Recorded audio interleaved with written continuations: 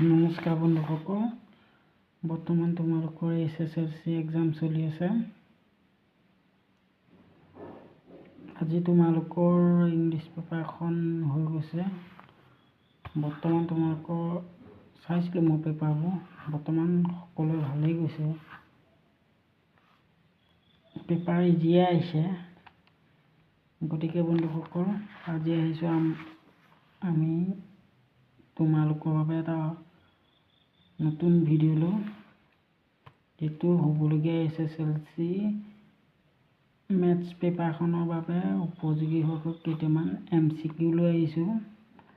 চাবা, যদি তোমালোকৰ ভাল লাগে ভিডিঅ'টো শ্বেয়াৰ কৰিবা আৰু লাইক কৰিবা, কমেণ্ট কৰিবা। আহাচোন MCQ কেইটা চাই লওঁ কি দিয়া আছে। কোৱা হৈছে, দিয়া আছে যে 306 আৰু 657ৰ লসাগু ডাবল 22,338। এতিয়া 102 আৰু 306 6574 6,576 লসাগু কি হ'ব? লসাগু উলিয়াব লাগে। এই তিনিটা সংখ্যা লসাগু উলিয়াব লাগে। MCQ হে। চাবা, যদি এনেকুৱা প্ৰশ্ন আহে তোমালোকে ট্ৰিক্সটো কি ল'বা, সদায় লাষ্টৰ সংখ্যাটো উলিয়াবা। লাষ্টৰ সংখ্যাটো কি আছে? 2 আছে, 6 আছে আৰু 4 আছে। 2 6 4 2 এলচিয়াম 2 6 এলচিয়াম কিমান? 3 2 6।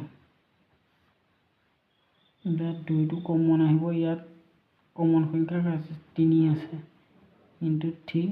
ইয়াত 4টো 2 ইনটু 2। ইয়াত কি হ'ব? 3 2 6। এতিয়া কমন সংখ্যাটো, ইয়াত দুটা সংখ্যা কমন আছে দেখি এই কমন সংখ্যাটো নাহে। ইয়াত 6 সংখ্যাটো কমন আহিব। 6 কটা সংখ্যাটো কোনটো? 102। এইটো নহ'ব, এইটোতো নহ'ব, এইটোৱে হ'ব।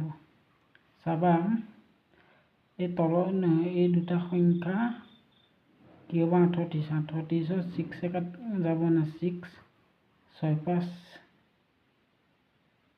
30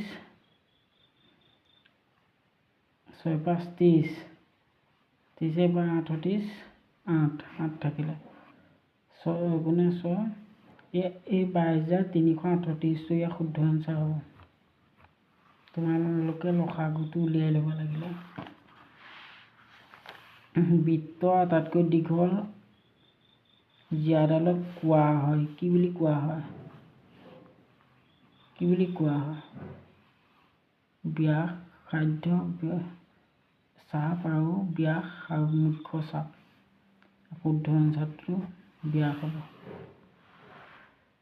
3 নম্বৰটো, ইয়াত কি দি আছে? এটা ত্ৰিভুজৰ ভূমি 10% বঢ়াই দিয়া হ'ল আৰু ইয়াৰ উন্নতি 10% হ্ৰাস কৰা হ'ল। গতিকে ত্ৰিভুজটোৰ নতুন কালি কিমান? কালি ইয়াত দিয়া আছে কালি half into B into H. কালি দিয়া আছে।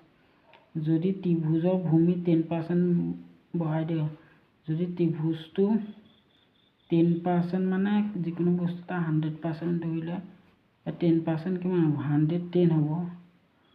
110% হ'ব। গতিকে 1.10 হ'ব। যদি উন্নতি হাইটটো 10% হ্ৰাস কৰা হয়, 10% হ্ৰাস কৰা হয় মানে 9%। 100 কিমান হ'ব? 190। গতিকে ইয়াত এইটো বহুৱাই ল'ব লাগে। ইয়াত এইটো ফৰ্মুলা বহুৱাই ল'ব লাগে। ইয়াত কিমান আছে? এইটো বি মান কিমান আছে? 1.10 ইনটু 0.90 ইনটু হাফ।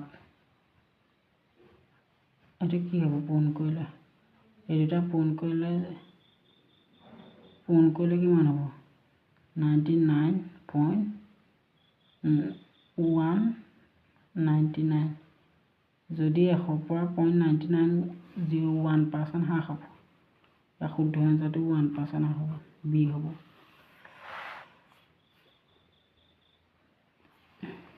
4 নম্বৰটো, প্ৰত্যেকৰে 64 সেন্টিমিটাৰ কিউ আয়তন বিশিষ্ট দুটা ঘনকৰ মূৰে মূৰে সংযোগ কৰা হ'ল। তেনেহ'লে আয়তীয় ঘনকটো পৃষ্ঠকালি হ'ল। পৃষ্ঠকালি কিমান হ'ব? পৃষ্ঠকালি সূত্ৰটো উলিয়াই ল'ব লাগিব। পৃষ্ঠকালি সূত্ৰটো কি আছিলে? ঘনকৰ পৃষ্ঠকালি সূত্ৰটো 2LB plus BH plus LH। এইটো হ'ল পৃষ্ঠকালি সূত্ৰ। এইটো পৃষ্ঠকালি সূত্ৰ 64 কিমান? 64 ইয়াত মানটো লৈ ল'ব লাগিব। ঘনকৰ কিউ নহয় জানো? 64 মানে 64 বাহু মানবোৰ উলিয়াই ল'ব লাগিব। 64 হ'লে A equal to cube 64 equal to 4 centimetre. 4 centimetre হ'ব। 4 সেন্টিমিটাৰ কি হ'লে কি হ'ব? লেংথ হ'ব ইয়াত বেষ্ট হ'ব বি হ'ব, বেষ্ট হ'ব 4, লেংথ হ'ব, লেংথ কিমান হ'ব? 4 plus 4 8 হ'ব। প্ৰস্থ 4। এই সূত্ৰটো অনুসৰি পাতি দিলে হৈ গ'ল। 2 লেংথ কিমান আছিলে? 8 into 4 plus 4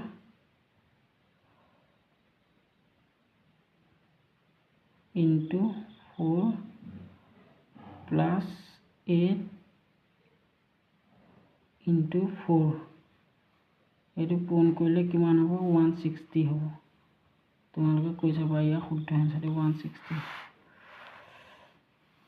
ইয়াত এটা দিয়া আছে, এটা ট্ৰেপিজিয়ামৰ কালি 1350 মিটাৰ হ'লে ইয়াৰ সমান্তৰাল বাহুবোৰ দীঘৰ সমষ্টিৰ উচ্চতা 3 গুণ হ'লে ইয়াৰ উচ্চতা কিমান হ'ব? ইয়াৰ সূত্ৰটো হ'ব সমান্তৰাল বাহুৰ সমষ্টি কিমান হ'ব? সমান্তৰাল বাহুৰ সমষ্টি ইয়াৰ সূত্ৰটো কি হ'ব? সূত্ৰটো কালি হ'ব কিন্তু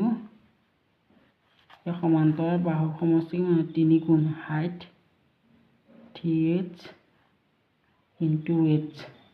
সূত্ৰটো এইটো 1350 equal to 1 2 into 3h into h। কিমান হ'ব? 1350 equal to এইটো 3h স্কোৱাৰ, এইটো 2টো তললৈ নামে 2 3h স্কোৱাৰ দেই। এতিয়া কিমান হ'ব? 3h স্কোৱাৰ হ'লে এইটো পূৰণ হ'ব। তাকে এইখিনি পাতিছোঁ। 3h স্কোৱাৰ ইকুৱেল টু 7 হ'ব। এইটো পূৰণ কৰি দিছোঁ। 3h স্কোৱাৰ হ'লে কিমান হ'ব? 3h equal to 2700। h square কিমান হ'ব?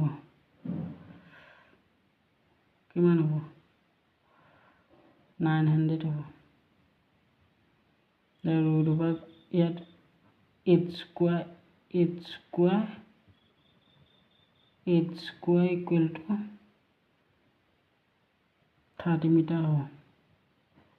তোমালোকে এই h স্কোৱাৰটো পদলৈ ৰুট over আহিব। h মানটো 30 আহিব।